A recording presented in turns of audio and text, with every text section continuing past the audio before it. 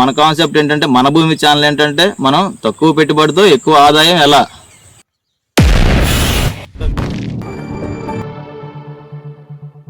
మీరు చూస్తున్నట్లయితే మన చేలో ఈ కంకి ఫస్ట్ తెల్లజొన్న పొట్టదశ నుంచి సింకు దశకు వచ్చిన తర్వాత, సింకు దశ నుంచి పాలు పోసుకునే టైం దశకు వచ్చిన తర్వాత, పాలు పోసుకున్నాక గింజ కట్టేటప్పుడు పిట్లు అయితే ఈ విధంగా వచ్చేస్తాయండి. చూడాలి, ఈ రకంగా ఇట్లా గింజని పాడు చేసేసి మనకి దిగుబడి రానియకుండా అయితే చేస్తాయి.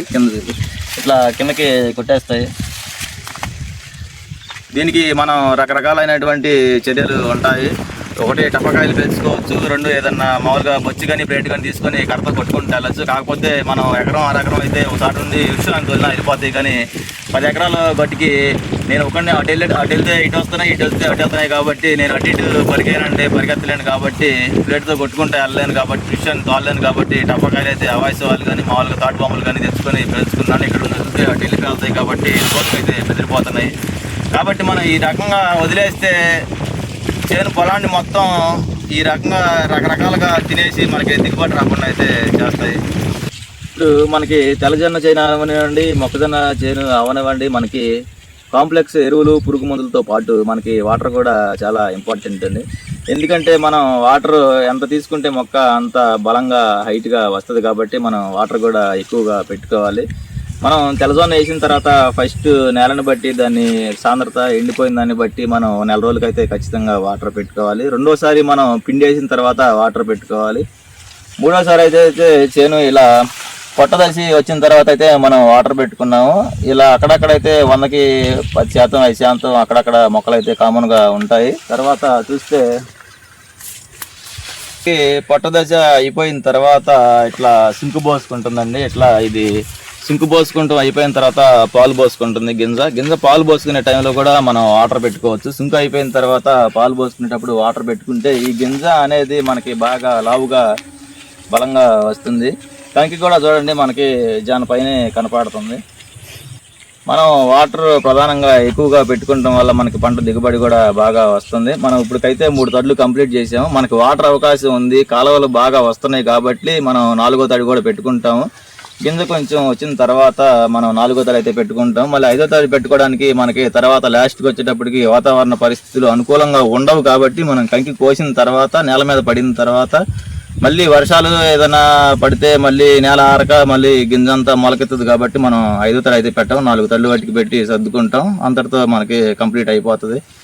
ఇప్పుడు మనకి ఇట్లా ఈ సింకు అయిపోయిన తర్వాత అయితే మనం మందు కొట్టుకోవచ్చు. ఈ దశలో ఉన్నప్పుడు అయితే మనం పొటాష్ లిక్విడ్ పురుగు మందు కొట్టుకుంటే సరిపోతుంది. కాబట్టి మనం ఇప్పుడు చేనంతా అక్కడక్కడ ఇట్లా ఉంది కాబట్టి సింకు దశలో ఉంది కాబట్టి ఇట్లా ఈనేసి లేదు కాబట్టి చేనంతా పాలు పోసుకోవట్లేదు కాబట్టి ఇంకా 4-5 రోజులు అయితే ఆగి మనం డ్రోన్తో అయితే కొట్టాము. మనమే చేసుకుంటాం కాబట్టి కర్రతో అయినా తగిలిచ్చి స్పేర్తో జపాన్ స్పేర్తో కొట్టుకుంటాం, తైవాన్ స్పేర్తో కొట్టుకుంటాం కాబట్టి ఈ దశ అయిపోయిన తర్వాత ఈ దశలోకి వచ్చిన తర్వాత చేనంతా ఈ దశలోకి వచ్చిన తర్వాత ఎక్కడన్నా 10% ఆగినా పర్లేదు కానీ ఎక్కువ శాతం అలా ఉండగా మనం అయితే ముందు కొట్టాం. ఈ దశకు వచ్చిన తర్వాత పాలు పోసుకునే టైంలో గింజ కట్టే దశలో అయితే మనం తైవాన్ స్పేర్తో జపాన్ స్పేర్తో ముందు కొట్టుకుంటాం. ఇది మనకి పాలు పోసుకుంటాం అయిపోయి గింజ కడుతుంది కాబట్టి మనకి పురుగు పడే ఛాన్సులు అయితే చాలా పట్టుకుంటాయి. ఈ గింజ ఊరే టైంలోనే పాలు పోసుకున్న తర్వాత మనం పురుగు మందుతో పాటు పొటాష్ లిక్విడ్ కూడా వేసుకుంటే ఈ టైంలో మనం పొటాష్ యూరియా కింద వేయలేం కాబట్టి వేయించడానికి కూడా చాలా ఖర్చుతో కూడిన పని కాబట్టి మనం లిక్విడ్ అయితే వేసుకుంటే చాలా సూపర్గా పనిచేస్తుంది. పొటాష్ లిక్విడ్తో పాటు మనం పురుగు మందు కూడా కొట్టుకుంటే పంట దిగుబడితో పాటు పురుగు పడకముందే కొట్టుకుంటాం వలన సన్నగా చిన్నగా ఉన్న పురుగు కూడా చనిపోయి రాకుండా ఉంటుంది. ఇప్పుడు మనం పిచికారీ చేసేది లాస్ట్ టైం పురుగు మందండి. ఇట్లా కంకి వచ్చిన తర్వాత సింకు రాలిపోయిన తర్వాత పాలు పోసుకొని గింజ కడుతుంది కాబట్టి ఇప్పుడు మనం స్ప్రే చేసుకుంటే ఇంకా పంటకి అయిపోతుంది. ఇంకా మనం మందు కొట్టుకునే పని ఉండదు. ఈ టైంలో కనుక మనం పురుగు లేదని మనం మెదలకుండా ఊరుకుంటే మందు కొట్టకుండా మనకి చాలా పరిమాణాలు ఎదురవుతాయి. ఎందుకంటే పురుగు విపరీతంగా పడి అంటే మనం గట్లంటే నడుచుకుంటే వెళ్ళేటప్పుడు చూస్తాం కానీ చేను లోపలికి వెళ్ళి అయితే చూడము.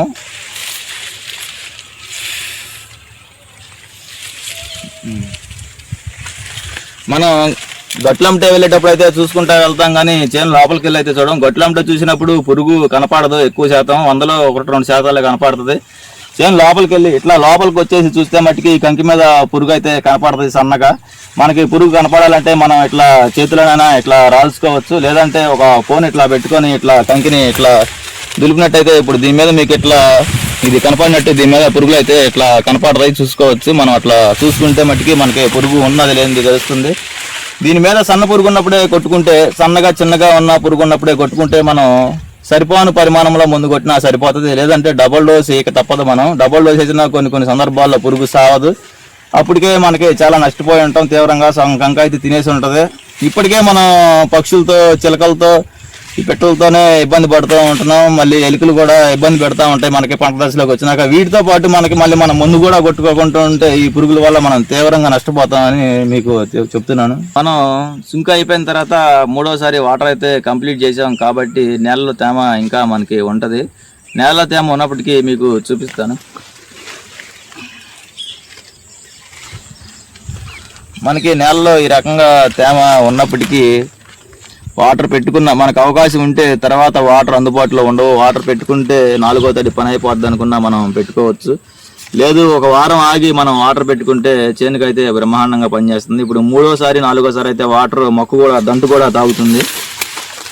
మనకి ఫస్ట్ సెకండ్ ట్రిప్లో చేను తాగినంత నీరు కంటే 3వసారి 4వసారి పెట్టినప్పుడు వాటర్ అయితే మొక్క కూడా తీసుకుంటుంది కాబట్టి మనకి ఎక్కువగా పడుతుంది. ఇంజిన్తో పెట్టేటప్పుడు 1 లీటర్ ఎక్స్ట్రా అవడం, కాలువతో పెట్టేటప్పుడు 1 గంట ఎక్కువగా తగ్గడం అలా అయితే జరుగుతుంది. మనం వాటర్ పెట్టేటప్పుడు ట్యూబులు వేసి తెల్లజొన్నకి చేలంతా కల్లంగా తొక్కేసుకుంటా మొత్తం పరుచుకుంటా ఏం తిరగా అవసరం లేదు.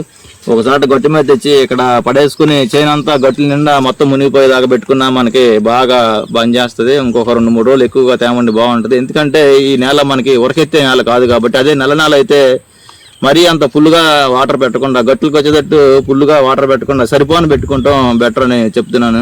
తెల్లజొన్నకైతే డైరెక్ట్గా పంట క్రాప్కి కోతకి వచ్చిన తర్వాత మనం హార్వెస్ట్ అయితే అందుబాటులో ఉన్న మనం వేయలేము. ఎందుకంటే ఇది మనం గింజ కట్టిన తర్వాత హార్వెస్ట్ వేసితే అదంతా పచ్చి వాసన వచ్చేసి బూజు పట్టే అవకాశాలు ఉంటాయి. మన దగ్గర కొనేటప్పుడు దళారులు కూడా మనకి క్వింటాకి 2 నుంచి 500 వరకు తేడాతో అడుగుతారు కాబట్టి మనం అది చేపిలేము, హార్వెస్ట్ వేయలేము. కాబట్టి మనం ఖచ్చితంగా ఇది పంట కోతకు వచ్చిన తర్వాత మనుషులతో కూలి వాళ్ళతో ఇట్లా కోపించి గుట్లుగా వేసి తర్వాత ఇదంతా బోగు చేపించి తర్వాత మిషన్లో వేసుకుంటేనే మనకున్న బెస్ట్ చాయిస్ అయితే.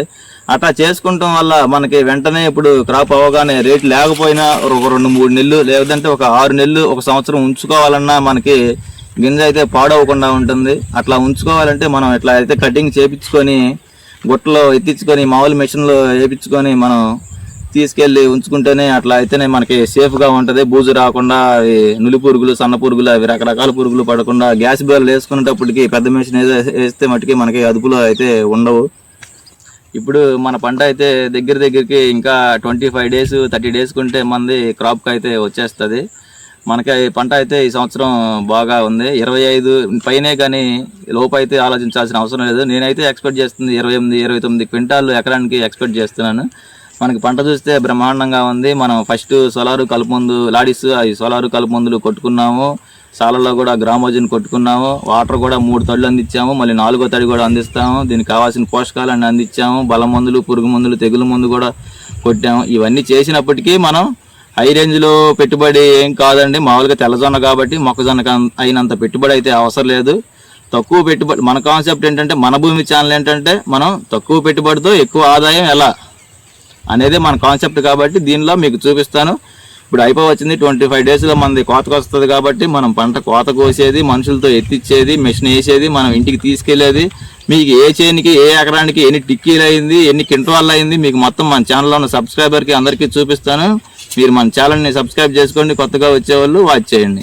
నేనైతే మనం వ్యవసాయం చేసేదే చెప్తున్నాను, వేరే వాళ్ళు చేసేది కాదు. మన సబ్స్క్రైబర్స్ అయితే కొంతమంది మనకి దగ్గరలో లంక ఉన్నాయి కాబట్టి వెజిటేబుల్స్, కంద మొదలైన పంటలు, కూరగాయలు, ఆకుకూరల గురించి కూడా చెప్పమంటున్నారు. ప్రస్తుతానికి మన పొలాల్లోనే చాలా టైం పడుతుంది కాబట్టి ఇదంతా అయిపోయిన తర్వాత మనకి తర్వాత అయితే అన్నీ చెప్తానికి ట్రై చేస్తాను.